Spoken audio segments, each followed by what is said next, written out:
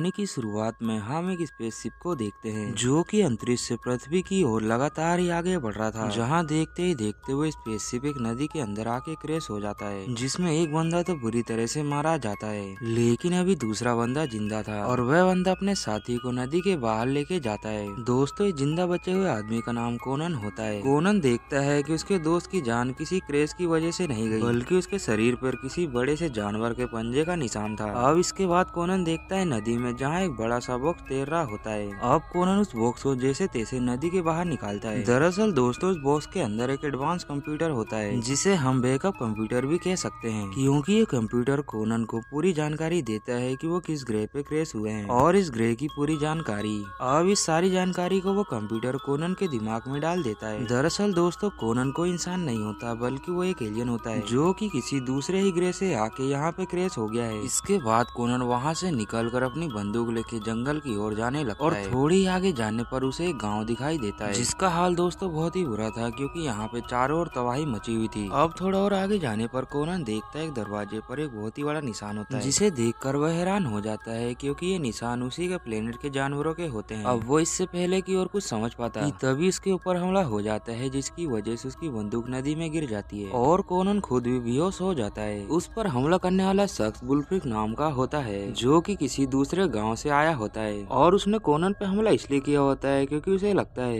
कि गांव में जो भी बर्बादी हुई उसी की वजह से हुई है। दरअसल दोस्तों, ये लोह युग होता है जब लोग एक दूसरे पे हमला करके उनके घरों को कब्जा कर लिया करते थे, यानी कि लोगों का एक गांव से दूसरे गांव में हमला करना आम बात होती है। अब बुलफ्रिक कोनन को पकड़ के अपने गाँव लेके आ जाता है, जहाँ फिर हम इस गाँव के राजा को देखते हैं, जिसकी बेटी का नाम फ्रेया होता है। और यही पता चलता है कि बुलफ्रिक किसी राजा का नेफ्यू होता है और बुलफ्रिक फ्रेया से शादी करना चाहता है, लेकिन फ्रेया उसे पसंद नहीं करती, क्योंकि बुलफ्रिक उसके हिसाब से बहुत ही ज्यादा घमंडी और बुरा इंसान है। अब इधर कोनन को राजा के सामने पेश किया जाता है, जहाँ राजा उससे पूछता है कि तुम कहाँ से आए हो, तो कोनन उन्हें ये बात तो नहीं बताता कि वो किसी दूसरे ग्रह से आया है, बल्कि वो ये कहता है कि मैं किसी दूर कबीले से आया हूँ, जहाँ आते हुए एक मोरिन नाम का क्रीचर मेरे पीछे पड़ गया और वो क्रीचर बहुत ही ज्यादा खतरनाक है, जो कि चुटकियों में इंसानों की जान ले सकता है। अब ये बात वहाँ पे खड़े बाकी लोगों को मजाक लग रही होती है, लेकिन तभी अचानक से उनके गांव के ऊपर हमला हो जाता है, जो कि और कोई नहीं बल्कि मोरिन ने ही किया होता है। मोरिन दोस्तों गांव के ढेर सारे लोगों को जान से मार देता है, जिसके बाद वह कई लोगों को अपने साथ ले जा भी लेता है। और इस हमले के बाद राजा समझ जाता है कि ये क्रीचर सच में है, इसीलिए वो अब कोनन के साथ उस क्रीचर को मारने के लिए प्लान बनाता है और फिर ये लोग उसे मारने के लिए जंगल के रास्ते निकल जाते हैं, जहाँ थोड़ी आगे जाने पर इन्हें जमीन पर बहुत ही बड़ा निशान दिखाई देता है, जो देखकर ये लोग समझ जाते हैं कि हो ना हो ये मोरिन का ही निशान है। अब थोड़ा और आगे जाने पर इन्हें गुफा दिखाई देती है, जिसे देखकर ये लोग आज की रात वहाँ रुकने का डिसाइड करते हैं। लेकिन इस गुफा में अंदर जाते ही राजा के ऊपर एक भालू हमला कर देता है, जो देखकर कोनन तुरंत ही अपनी तलवार निकाल के उस भालू को जान से मार देता है। लेकिन इस हादसे के बाद कोनन की इज्जत काफी लोगों में बढ़ जाती है और अब उसे लोग शक की निगाह से नहीं देख रहे थे और सभी लोग भालू को मारने के बाद उस पल को सेलिब्रेट करने लगे, क्योंकि उन्हें लग रहा होता है कि वो जिस क्रीचर की तलाश में आए थे वो यही था। लेकिन कोनन जानता था कि वो क्रीचर अभी भी जिंदा है। खैर, अब जो भी हो, अगले दिन इनके गांव पे हमला हो जाता है। ये हमला दोस्तों गनर ने करवाया होता है।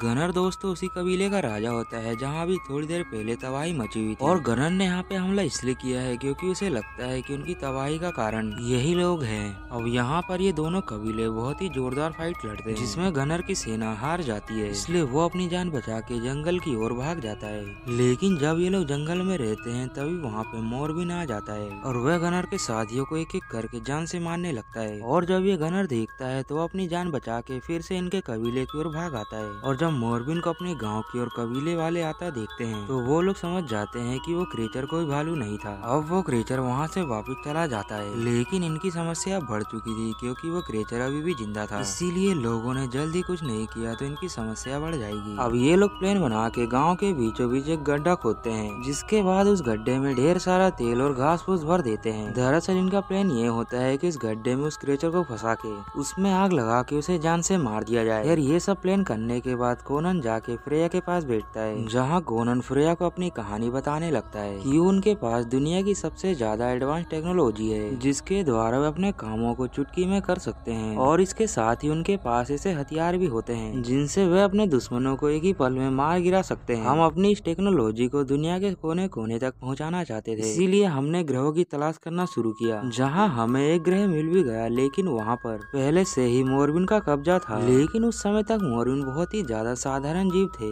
क्योंकि वो केवल घास खाते और किसी पे हमला नहीं करते। और यही देखने के बाद हमने उस ग्रह पे कब्जा कर लिया और अपनी सभ्यता को बढ़ाने के लिए हम लोग वहाँ पे रहने लगे, और जिसमें मेरी फैमिली भी शामिल थी। लेकिन जब इसके बाद धीरे धीरे वहाँ की आबादी बढ़ने लगी, तो हमने मोरविन्स को मारने का फैसला लिया और सभी मोरविन्स को ढूंढ ढूंढ के उन्हें मार के दफना दिया। अब ये सब करने के बाद हमें लगा कि सभी मोरविन्स मारे गए हैं, इसीलिए हम लोगों ने बड़े पैमाने पे अब रहना स्टार्ट कर दिया। लेकिन फिर एक दिन मुझे मिशन पे जाना पड़ा, और मेरे मिशन के जाने के बाद मोरविन्स ने वहाँ पे हमला किया और उसी इकलौते मोरविन्स ने सभी कॉलोनी वालों को जान से मार दिया, जिसमें मेरे भी बच्चे भी शामिल थे। जब मैं मिशन से वापस लौटा तब मैंने उस कॉलोनी का हाल देखा, तो वहाँ पर चारों तरफ केवल लाशें ही लाशें थी, जिन्हें मैं जब दफना के वहाँ से वापस लौट रहा होता हूँ, तो मेरे शिप के ऊपर पहले से ही मोरविन का कब्जा होता है, जो कि मेरे शिप के ऊपर हमला कर देता है, जिस वजह से मैं पृथ्वी पे आके क्रैश हो गया। और साथ ही साथ मोरविन भी मेरे साथ यहाँ पे आ गया। अब इनकी बातों के बीच में मोरविन फिर से इन पे हमला कर देता है, लेकिन ये लोग किसी तरह मोरविन को अपने जाल में फंसा लेते हैं, यानी कि उसी गड्ढे वाले ट्रैप में, और फिर तुरंत ही उसमें आग लगा दी जाती है। अब ये देख के सभी को लगता है कि मोरविन मारा गया, लेकिन दोस्तों वहीं हम दूसरी तरफ देखते हैं कि मोरविन का एक छोटा बच्चा भी होता है, और वो बड़ा मोरविन भी अभी नहीं मरा होता।